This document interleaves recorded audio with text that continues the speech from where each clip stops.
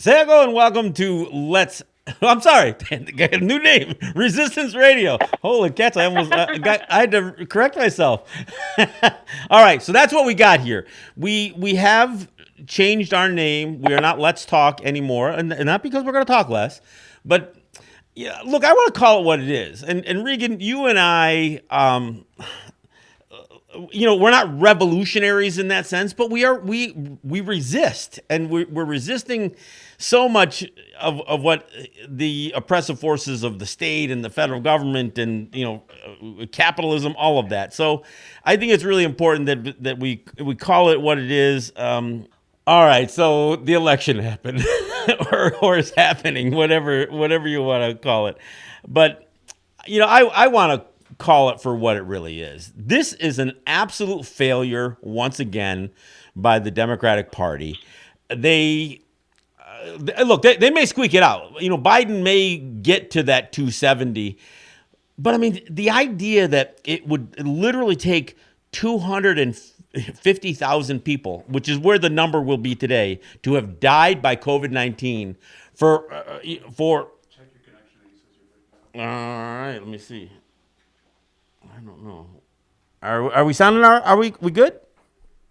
All right, I know we're struggling with a little bit of connectivity problems as we usually do, but again, let me hopefully you guys are catching all this. But look, COVID-19 is the only reason that Biden will be able to squeak out a win if he squeaks out a win. I mean, it's still kind of up in the air. I mean, right now they called Arizona, although the numbers seem to be tightening up. He probably will pull off Nevada if Arizona stays and he gets Nevada. Then he will have made the bare minimum to have to claim the presidency, and that's going to be fun to watch. It's going to be fun to watch the right. Regan, are you still there with us? I'm still there. All right. I mean, am I coming all right to you? Reggie says it's a little tough. Yeah, yeah. Hey, I just realized I was talking all this time and I didn't even press the button that's supposed to be on. Anyway, John, you're breaking up on your end. Vegan is actually coming in fine. All, Just FYI. all right. Well, I'm not sure what to do about that. I'll plug and replug. Regan, you take the ball for a little bit, and I'll see if I can work on my connection All a little right, bit. I'll take care. No worries. So just to reiterate what John was saying, and if he wins, it's going to be him scraping by. Though he did claim Arizona, I see that numbers are changing, and the update is that what does it look like in Nevada and Pennsylvania? And I see that Nevada is technically right now uh, on Biden's behalf, if you will, and Pennsylvania as as the way we did when it was Hillary and Trump, which is this this this like apprehensive, anxiety driven election in which I don't really like. I see Biden winning in certain places, and I'm not happy about it. And I see Trump winning in certain places, and I'm not happy about it. And that to me is just a reminder of how much the bipartisan politics have failed us. Because either way, we're condemned to a leader, quote unquote. I put that in quotes because I would never call the president my president or my leader. But we are condemned to having two incompetent choices. You have Trump, who's a very overt capitalist, overt racist, overt POS, and then we have Biden, who is also a capitalist, also a racist, but under the guise of neoliberalism. So we have a fascist and a neoliberal. Well, and So and to which be one do you clear, pick in this? And to be clear, a neoliberal is essentially like Republican light at best. And Oh, yes, yes, yes. I'm not saying neoliberal in terms of like, I mean, liberals are going to be the bane of my existence until I die. So a neoliberal is just as just as terrible as a liberal. They're, like for people that don't know what a neoliberal is, maybe that's where we should start. Is with this definition. It literally means new liberal or a recreated liberal. And as John said, it's just a lukewarm Republican. They aren't actually progressive. They still support. And the perfect example is that Joe Biden, whether elected to office or not, will not ban fracking. That's a perfect example of a neoliberal. In one tweet, he says, we must listen to scientists. We must understand that climate change is real. And then in another tweet, Kamala Harris puts out in early October, she states, Biden will not ban fracking. So in the end, they're both just participating in performative politics. Yeah. Biden will not actually participate in environmental resistance or security or change, because in the end, he's a capitalist, and capitalism and environmental support, resistance, and change do not go hand in hand. Well, and again, the Democrats failed to take the Senate, so Mitch McConnell is still going to use Biden for his whipping boy. And he probably would have had more of a challenge from Barack Obama, which he took Obama to the woodshed. I mean, he totally stifled the most of his presidency, and he'll manage to do it to Biden as well. And of course, Biden's gonna compromise. He's going to he's gonna follow McConnell's lead basically, and he's gonna reach across the aisle, as they say. But he's gonna compromise in so much that he won't accomplish anything that can remotely be construed as progressive ideals. He will accomplish none of those things. And that's what is so frustrating about all this. And again, the reason I keep bringing up COVID-19 is, how can anybody celebrate this win? I mean, how can you celebrate when it costs 250,000 lives to barely turn enough Americans against Trump to and counting. And yeah, today 250,000 lives and counting. Yeah, I mean, today alone, so far, Illinois has had 10,000 new cases. 10,000 new cases today. I mean, this is getting worse and worse, and I haven't heard any real substantive solutions that coming out of the Biden campaign. This is. And again, Trump's failure on COVID is the only thing that managed to tip the scales in Biden's favor. The corruption, the racism, the misogyny, all of this stuff, all the vile, vitriol that comes out of this guy. None of that was enough to change him. I mean, in New York, 40% of New York voters of the state of New York still support Trump. I mean, and that's not a small percentage. I mean, it's nice to think, okay, California and New York are staunchly, Democratic, but you're still missing the fact that, in excess of 40% of those populations still support a racist, overtly racist Donald Trump. And so I also think it's important for people. Oh, sorry. No, go ahead. I was going to say, I have been looking at the way that counties vote, mostly out of curiosity. And for me, one of the things that I found really disturbing is that if you look at New York, the majority of New York counties voted for Trump. Sure. It's really New York City and a couple other counties that voted for Biden. And it's because we have such a large population that has allowed for us to carry as a democratic state. But if you look at how counties vote outside of New York City, Long Island went to Trump. Sure. All of upstate New York went to Trump. We're not a blue state. We're a blue city that has a huge population. It's a huge difference. No, and I don't want to dismiss the popular vote issue. I mean, and look, Biden will end up with probably close to 4 million more votes than Trump, but that's not how these elections work. I mean, Trump got several million more votes this time than he did last time, and this knowing that the Democrats knew exactly how Trump pulled it off last time, and yet they learned nothing.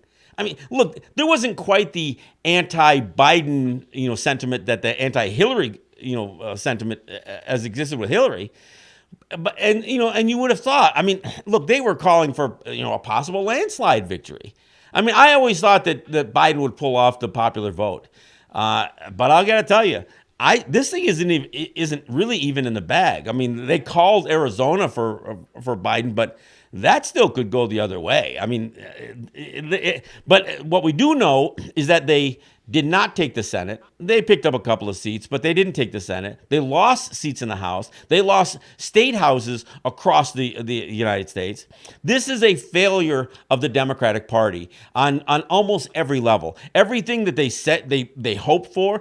And look, they can't blame spending. They had gobs of money. They actually had more money than the Republicans. That was always the cry in the past. Oh, the Republicans outspend us. Citizens United, let's all these corporations dump money into the Republican Party. Well, you literally had Lindsey Graham begging, not only on Fox News, but even during the confirmation hearings of Amy Coney Barrett, he was pleading for money.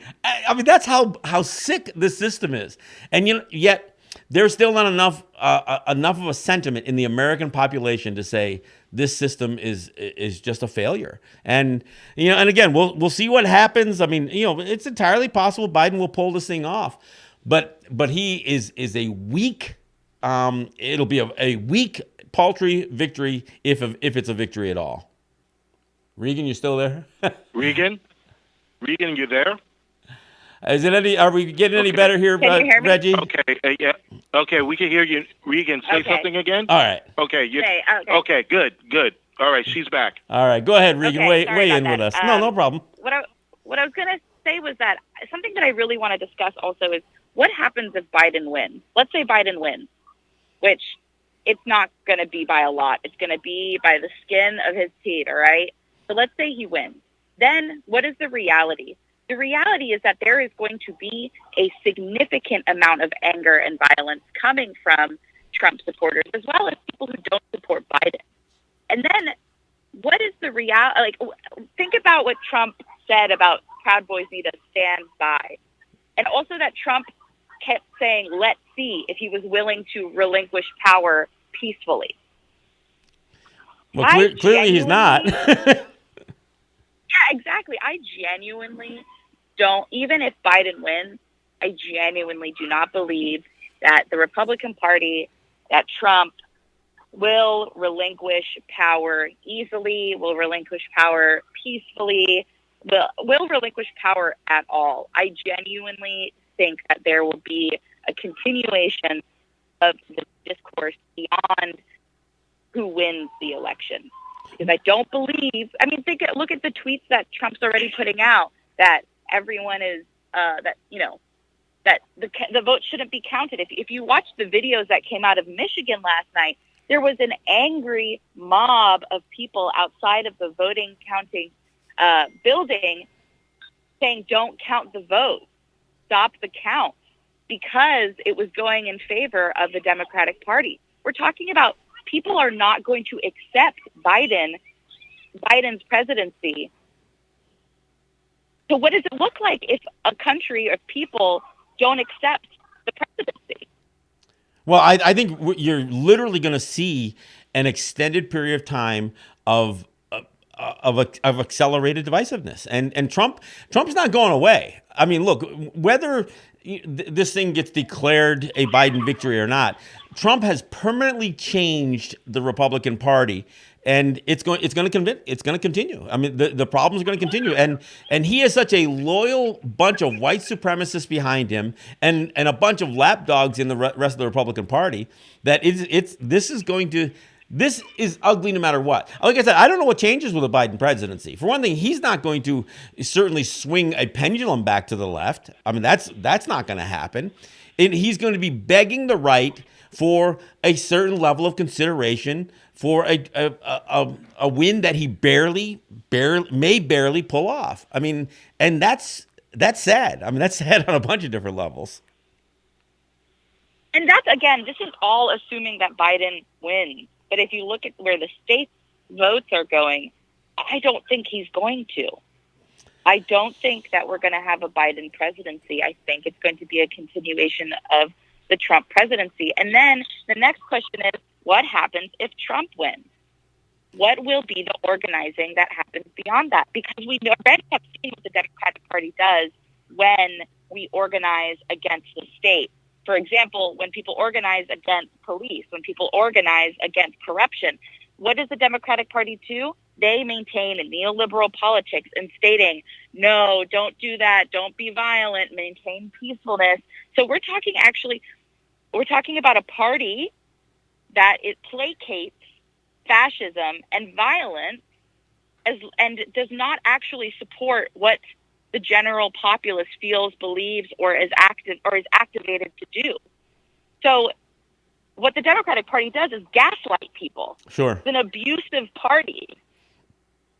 So let's say Trump wins, and then people take to the streets, angered, wanting change, requesting either recounts of votes or just the abolition of the system. Democrats aren't going to come and support the people. They never support the people. Well, We're going to say, don't get violent. We have to accept the process. This is the democratic process.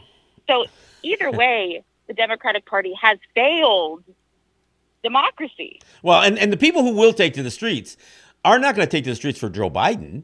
I mean, anything that we've seen in the last year has been about Black Lives Matter. It's been about social justice. It's been about racial equity. It hasn't been about propping up the Democratic Party. They can't claim any. Not only did they not support most of these protests. They tried to frame them as PC as possible for their own, advancement, so they wouldn't come across as being, they literally did not want to be labeled anti-fascist. I mean, it's crazy, but so it's not. So I don't see. A Biden crowd running out there to protest in the streets. I mean, hell, when Trump got elected, a bunch of there was a women's march in pussy hats and down in Washington. But what agenda got advanced? I mean, did any agenda get advanced? And so you're right. I don't think anything is going to change significantly, no matter who is declared a winner. But I will say there will be divisiveness.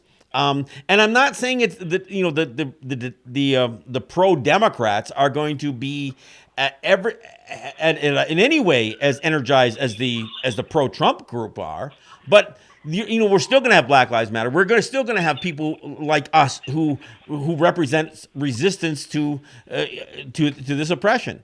But we're not. I mean, I'm not going to go march in the streets for Joe Biden. Absolutely not. I think that. And let's say people do take to the streets, people will take to the streets. Let's be honest. Yeah. People will take to the streets. I will be in the streets, and it would never be for Joe Biden.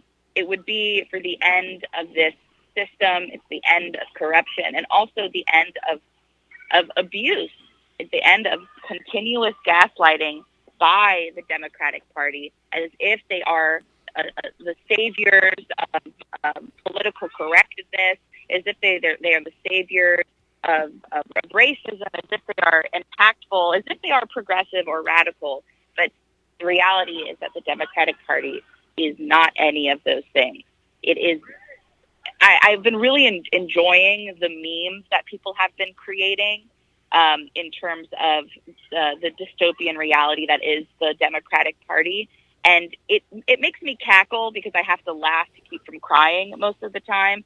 But what I find so damaging is that other people who are Democrats, who stand with the Democratic Party, will gaslight and police those of us who are disappointed and calling out the Democratic Party for its mythos, this mythos of being enlightened or more progressive or more thoughtful or for the people, when in fact it is none of those things.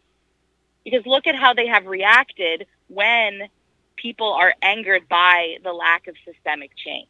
Sure. Instead of participating in conversations about how the police are inherently violent and inherently racist, or how the Electoral College is a joke and racist and came out of a system to maintain slavery, or how the number of other issues that we stand with, or immigration, environmental control, environmental sustainability, all of those conversations that the Democratic Party co-ops to flag as more progressive, as more thoughtful, as more radical, as more liberal. And then in reality, they negate all of those promises. Like, I really am thankful that there are people that are creating content on social media about it, because it can reach a number of people and hopefully break how jaded the population is about what the Democratic Party actually stands for. And the reality is the Democratic Party is just a lukewarm Republican Party. It is just a spineless group of people. Well, and look, everybody keeps talking about democracy, right? And oh yeah, we got to support the democratic process. That's not what exists in the United States. The Electoral College It's an oligarchy. is the system that was geared to benefit, the oligarchy, as you just mentioned.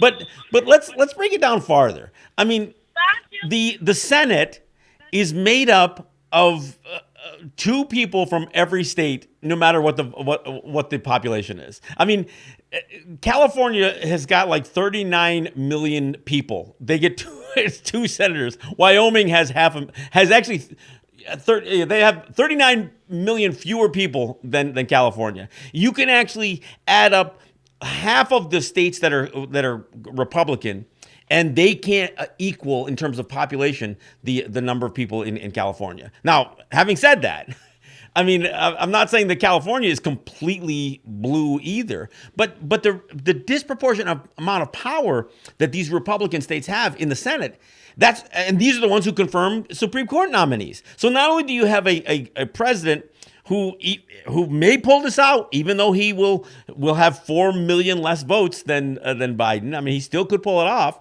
He had 3 million less than Hillary Clinton. You've had George Bush's first term. He didn't have the popular vote. So you have these presidents who don't get elected democratically, who get to nominate Supreme Court justices, and who get to control so much of what happens in the U.S., and they're supported by a Senate that is disproportionately represented by smaller, populated states. I mean, there's nothing in the system that, I mean, other than maybe some ballot measures, some referendum that make it to the and maybe some of the local races, but for the most part, on a national level, it is not a democracy, and yet this is what everybody wants to. Oh, the democratic process, and they'll call down a challenge to this democratic process, and it's not that. And I got to tell you, democracies ain't that great anyway, because if 50% plus one get to dictate to 50% minus one,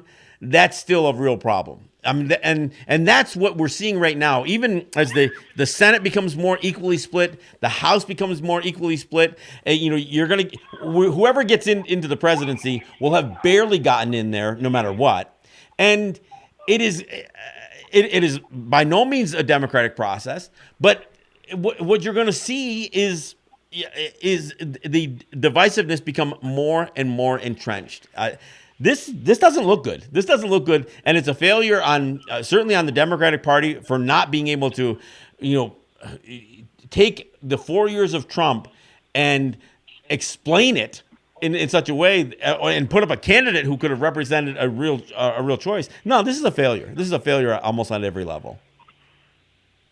There's also something that we haven't really touched on. I haven't seen other people touch on it, and I saw it as a failure with Hillary's campaign, and I will say that I see it as a failure with Biden's campaign as well, which is that every Democratic president or nominee, rather, writes off the South as red and doesn't take any opportunity to participate in education and radicalization, and forgets that the South put out people. Mississippi put out Fannie Lou Hamer, who was a Black woman who was one of the most radical people in history. And I really find it to be incredible, as someone from the South who is radical, I find it incredibly demoralizing for Democratic nominees to write off the South as if it is a forgotten land filled with racists. And yes, it is. But so is upstate New York. So is New York City. No, they've written off really, the rural parts of the United States, and that's why they the have rural written, parts yes, of the truly, United States, rally around Republicans. I mean, look, it's not in their own self interest, but again, this good old boy, in the South, or good old boy in the the rural countryside, doesn't they certainly do not feel connected to the Democratic Party. I'm reminded about when Bernie and Hillary were in the primary, and West Virginia went to Bernie. And then he didn't win the nomination, and it was Hillary and Trump, and West Virginia went to Trump. There you go. For me, that was a poignant example of how the Democratic Party writes off the rural Americans, writes off the South, because even in times of radicalization, okay, Bernie Sanders isn't great, but he's probably one of the most radical politicians in terms of the quote-unquote democratic process. Sure. There was an opportunity there that was missed, but it wasn't even tried or had. The Democratic Party writes off the South, writes off rural America, and this is an example of how it doesn't, in any way, isn't prosperous, isn't thoughtful, and in fact, usually racist and classist. New York City went blue. New York State is red. Yeah. The fact that Biden and Clinton and a number of other people in the past have done nothing to educate and participate in radical education of these areas that they write off, to me proves that they are not a party of the people. They're a party of elitist moneymakers and focus only on urban centers to carry states. Well, and I was going back and forth with Reggie a little bit before the show. How is it all these smart, well-educated Democrats still manage to lose so badly to the people they want to write off as hillbillies and and hucklebucks? I mean, it is. I mean, again, it is that class warfare and that kind of thing, and it's fine to don't forget deplorables. Deplorables, yeah. Well, I mean, and this is how this is supposed to be the party of educated people. Well, I gotta question what their education is. I don't know. What is your definition of education? Is it a colonial college that's incredibly expensive that people go into debt for? Sure, and they do it to pursue perpetuate that idea, and they do it to pursue higher incomes and that kind of stuff. I mean, it certainly isn't done for self-fulfillment, and that's this is again part of the issue, and it's part of that elitism. I mean, it is really absurd. That the Democrats couldn't even make a comprehensive argument. Guys like Bob Hennelly have made it real clear that the so-called economic recovery, there's no economic recovery. The rich got richer, everybody else got poorer, but because the rich got so rich, that Wall Street looks higher. I mean, some other numbers look good, but the Democrats couldn't even tackle that. And the reason is because they want to rely on those same metrics to demonstrate their success. That's what Obama and Biden did. They said, "Oh, look at our numbers. We've seen a recovery." But Henley's done a great job saying, "Look, people of color didn't recover.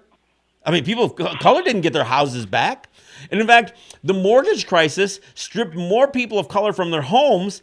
And who did they lose their homes to? They lost their homes to rich white people who could make money off of this the economic crisis. I mean, it is really bizarre. Hey, Regan, we'll take a break here. But do you want to take some calls? I got a couple of things I want to talk about, but we can open up the phone lines if you'd like.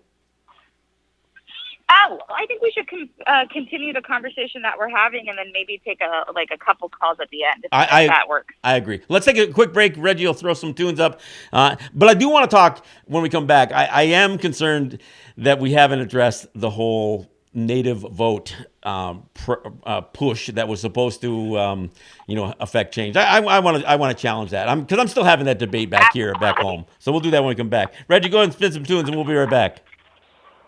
All right. I guess that's our message to Trump. If you're going to be gone, stay gone.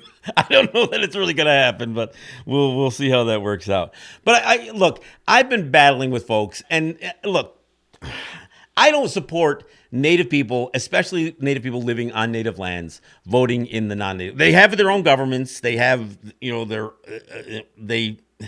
we have something to defend, and defending our land, from being claimed by the states. All that stuff it gets to the reason why I don't support voting in the non-Native elections, even if I believed in the system that it somehow worked properly, which it doesn't. But so I get into a lot of battles, and of course, a lot of the big push was, excuse me, get out the Native vote, get out the Native vote. And I keep raising the question: where is this Native vote going to have impact? I mean, even back here, if you're in a state that's not a swing state, the few numbers of Native people in any given area is never enough to change a red state blue or a blue state red. It's just not going to happen. Oklahoma stayed red. Montana stayed red. North Dakota stayed red. South Dakota stayed red. Idaho stayed red. They all stayed red. I mean, look, people could say, well, yeah, what about Nevada and Arizona and New Mexico? Well, they're not exactly the Republican stronghold. So I'll give a little bit of deference there, but that's it. Also, if you look at the counties by the way Native vote, that's kind of horrifying, just so folks. Yeah, we didn't come out in big ways to support the Democrats, and in fact, it's one of those things that I always say when I hear some people say get out the Native vote. They clearly believe that somehow Native people are all going to vote Democrats. And look, Trump gained black voters, he gained Hispanic voters, and I know some Native people relatively close to me who are avid Trump fans. I can't understand it. But so when I hear people say get out the vote, we don't vote as a block. We aren't a significant population. And again, this whole Native vote thing didn't work out. There's no place that anybody can demonstrate to me that the Native vote had impact. But here's what it does do. It makes us assimilationists. It lures us into conforming to their system. And it also has us filling out our voter registration forms to say that our lands are part of the state. And this is where I come back to. I have a bone to pick with the Native vote. And my biggest bone to pick is with mostly Instagram, but also other social media platforms. Native Instagram, quote unquote, influencers who come out and put out merchandise, literal merchandise, that says things like voting is sacred. Oh, yeah. I find that to be so disgusting on a number of different levels. And I advocate, like you do, John, I do not see the point in Indigenous people, in Native people voting for the continuation of settler politics. I do not see it. I do not see the benefit. I do not understand. And I also would like to remind folks listening that you cannot convince me otherwise. That is something that everyone always tries to do, is like, well, what about this? Well, what about that? Voting placates white people. It submits Indigenous voices under settler colonialism. It is not harm reduction. It is harm. It perpetuates cycles of abuse. Voting is and will only ever maintain the narrative of continued occupation of Indigenous land by the settler government. So beyond that, now let's talk about people who said things like voting is sacred.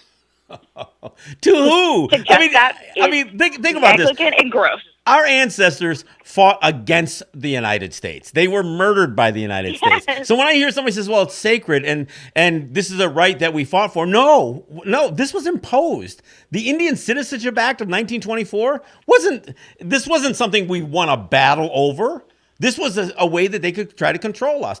10 years later, when they passed the Indian Reorganization Act, another attempt to subjugate us and say, well, we're going to call an Indian tribe any tribe, band, or nation of Indians who are subordinate to our laws. Now, don't get me wrong. Native people still weren't really being allowed to vote, even after the Citizenship Act or we're still not allowed to vote. Well, and that's the crazy part. I mean, when I did, Michael G asked me to join him on his show last week, and we talked about voter suppression. And I says, look, both voter pandering and voter suppression are not about the Native vote.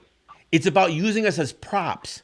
White people feel good if they can hoist up a Native person and say, "Oh yeah, we support your we love your culture." And yeah, so they hold us up as props so they can say, we're helping the underserved." It isn't about providing a service, it's about demonstrating it. And the same thing with voter suppression.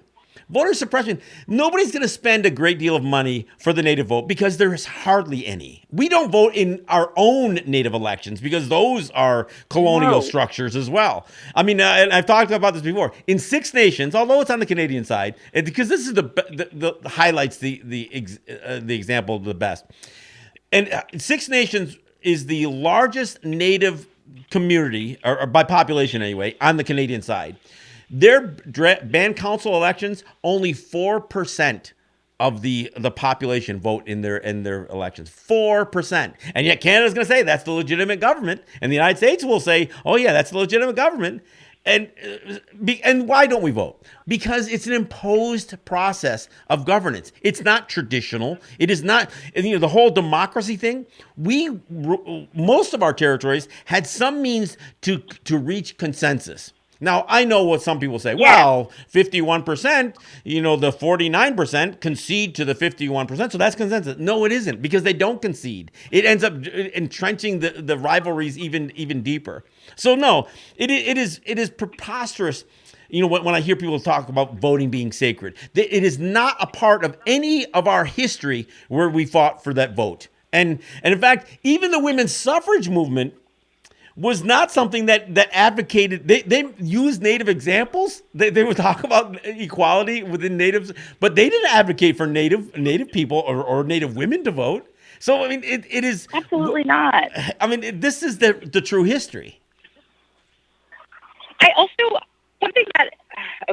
so I think that this is important to touch on in terms of Natives voting and us being tokenized for the vote, and the assimilationist politics.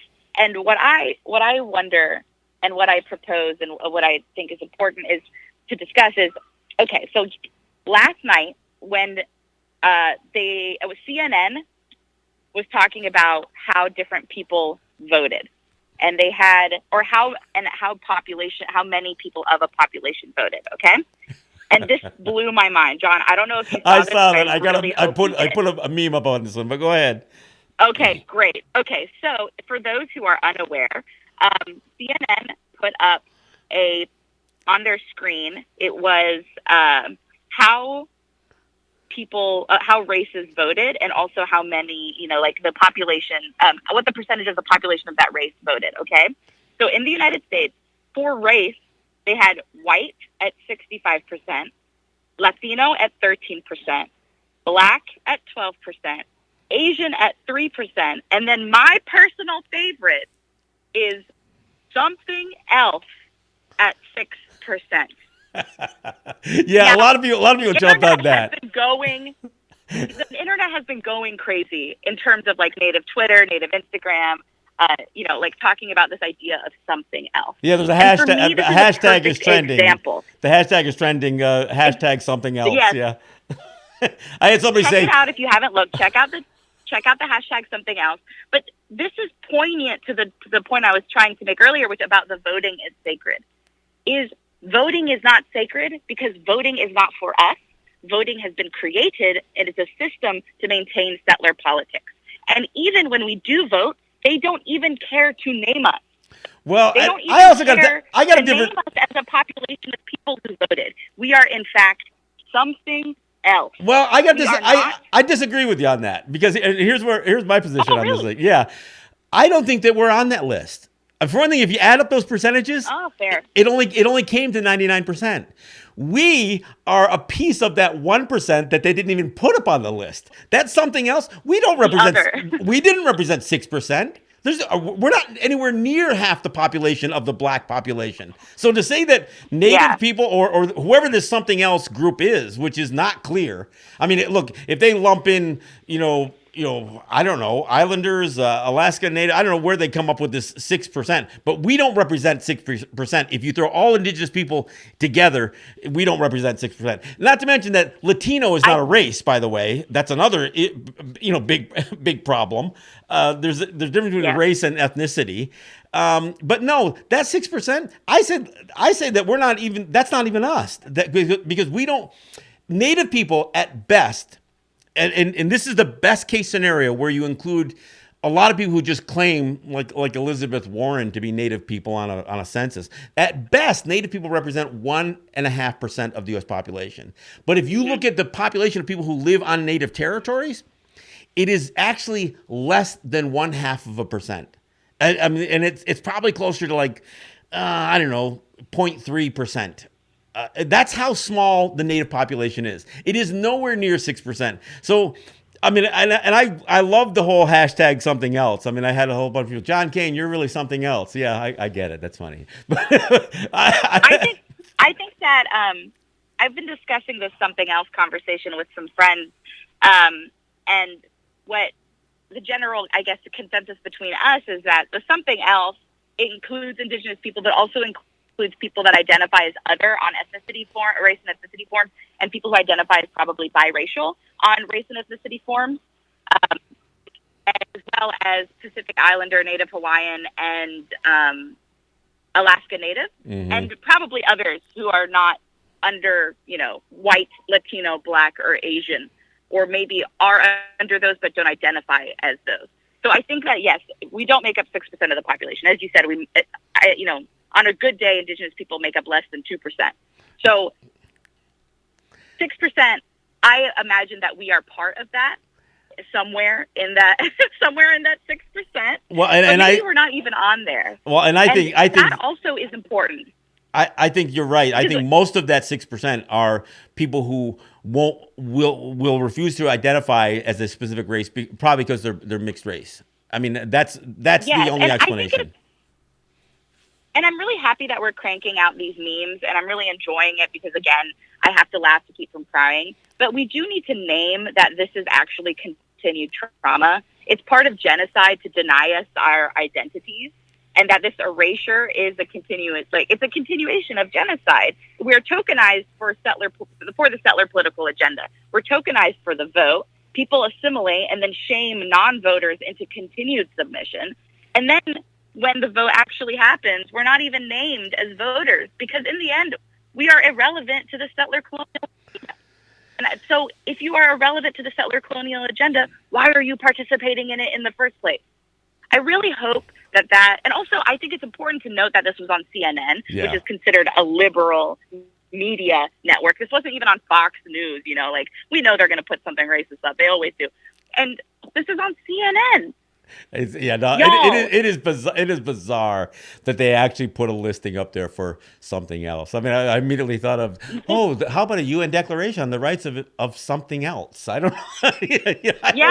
Exactly. I've been the things coming out have really been keeping me smiling and laughing, which I really needed in these last couple of days. But it is because we have to smile and laugh because this is the continuation of genocide. It's not only assimilation tactics to tokenize us for the vote, but then it's erasure of those tactics even when the vote is happening. We're not important to the system. And so it's one of the reasons that I really advocate for us not to vote in settler colonial elections, because what is the point? Our voice is not heard. Our voice is not respected. And even if we do think that it is, then when the votes come in, we're just something else. Well, and then or to your point, John, we don't even exist on it. We're not even something and we else. have to take a step. Counted. We have to take a step towards conformity. I mean, in order for us to vote, we have to accept the imposed citizenship of the United States. We have to accept this imposition of their claim of our bodies to do so. And so when I think about what's the upside, there is downside, and there's no question that there's downside. But I don't see any upside. There's no place, where we have that much impact. And what I will say is, as a distinct people who can, draw a line in the sand, I think there's much more power in that than trying to be a drop in their bucket. I have no desire to be the smallest minority that they can't even name individually. They got to throw us into a group of something else. I mean, that to me epitomizes, the meaninglessness by which they view us. And look, and we talk about erasure. I got to tell you, next week I'll be phoning in the show from the road. I'm actually going out to Cambridge, New York. Cambridge, New York is where I went to high school, and they call themselves the Cambridge Indians. So I am going there. I had always hoped I'd get the call that somebody would say, we're confronting this issue and we'd like to hear your voice on this, but they never did. So I put my foot down. I said, it's time for me to go out to my old high school. Now, I had a great experience growing up in this little village, and my high school experience wasn't terrible. I had a good time, but I got called Chief and Wapu and sometimes Pocahontas, and I mean it was all just good fun. But the reality is, at 60 years old I still remember that. And so I'm going to go there. And one of the things that I did when I sent out my first email to the superintendent out there, and I've got to go back to this because it speaks to this whole notion of erasure. I always quote the L. Frank Baum, a portion from his genocide editorials, where he was calling for our complete annihilation. He said the only way that the frontier will ever be secure is to kill all Native people. And then he has a line and he says, "Why not annihilation? Their glory has fled, their spirit broken, their manhood effaced. Better that they die than live the miserable wretches that they are. History would forget these later despicable beings and speak in later ages of the glory of these grand kings of the forest and plain." I mean, that's what the author of The Wonderful Wizard of Oz wrote in an editorial. And by the way, a week and a half later when the massacre at Wounded Knee would occur. So his call for our annihilation was a week and a half before the massacre at Wounded Knee. So this is 1890. So in 1890, we weren't propped up as the grand kings of the forest plain. No, we were despicable beings as far as white people were concerned. So how do you transform these despicable beings into these grand kings of the forest and plain? Well, first off, you have to erase. You have to erase the history. You got to pretend that we didn't exist as what they viewed as despicable beings, and then you recreate the noble savage, again, James Fenimore Cooper versions of who Native people are, and that's what the mascot issue is about. That's what a lot of this pandering, this using us for props. Whether it's pandering to the left by saying, "Oh, look at we have Indians standing with us," or if it's on the right saying, "No, I support the idea of running pipelines through the lands because that's going to pander to the base on the right." So we are not pawns; we're mere props, and that's the same thing that's what a mascot is. So next week is going to be interesting.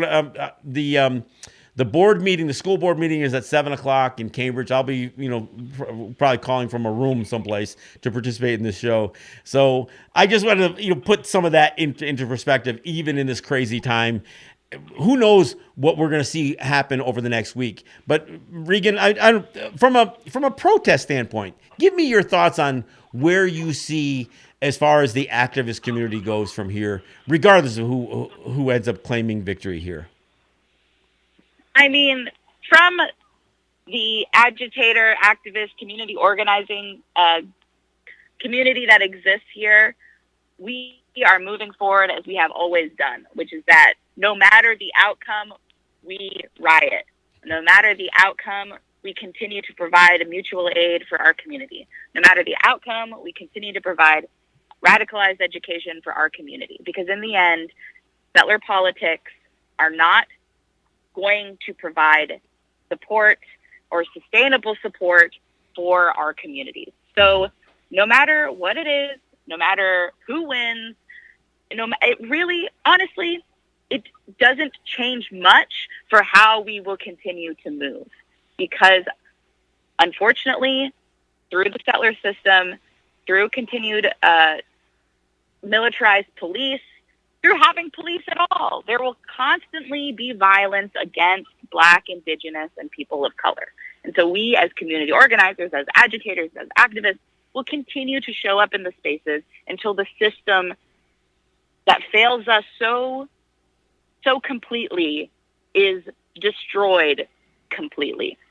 So I know that a lot of people will take to the streets, a lot of anti-fascists, which, mind you, when I say anti-fascist, I say it in the way that what anti-fascism really is, not the way the media portrays it, which is that I hope that everyone is an anti-fascist, but a lot of people aren't. But we will, as we always do, we're going to show up against Trump, and we're going to show up against Biden.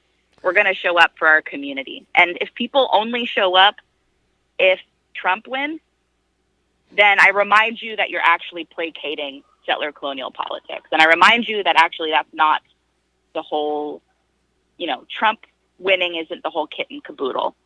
It's the destruction of the settler state that is our goal. I do have to remind people that almost every major police union in any metropolitan area in the United States endorsed Trump.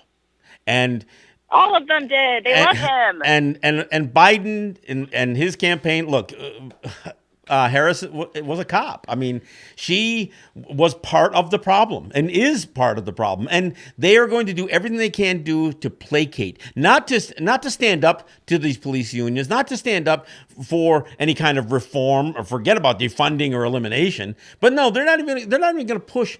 They're going to do culture, what do they call it? Cultural sensitivity training and that kind of stuff, which they're just going to pay more liberal elites to do that. I mean, that's kind of the way it goes. Hey, look, we're just about out of time here. This was a good conversation, and I look, whether everybody agrees with us or not, we hope that people take something away from what we're doing here. I look forward to doing it again next week. I'll be joining us from Cambridge, New York, home of the Cambridge Indians. We'll see you next week. Thanks, everybody. Yahweh.